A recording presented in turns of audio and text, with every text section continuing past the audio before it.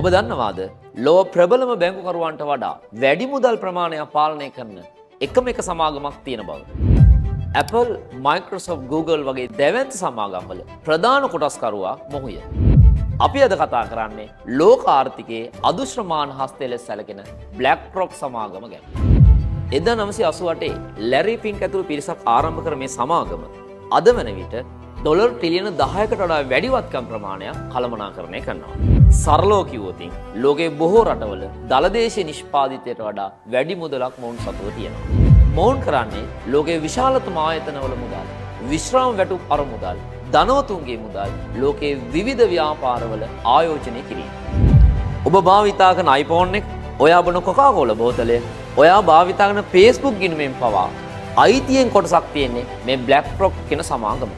ඔයා දන්නවද මොවුන්ගේ බලවත් ආයුධය වෙන්නේ ඇලඩින් නම් අවදානම් කළමනාකරණය කරන මෘදුකාංගය. ඒ වගේම තමයි මේ තරම් බලයක් එකම සමාගමක් සතුව පැවතීම ගැන ලෝකයේ විවිධ විවේචන එල්ල වෙනවා. BlackRock කියන්නේ ආයෝජන සමාගමක් විතරක්ම නෙමෙයි. නූතන ලෝකයේ ආර්ථිකයේ මෙහෙවන ප්‍රධාන බලවේගයක් වෙලා තියෙනවා. ඔයාලා හිතන්නේ මොකක්ද? මේ වගේ තනි ආයතනයක් සතුව ප්‍රබල බලයක් පැවතීම අනාගතයේ ලෝකයට හිතකර වේද අහිතකර වේද?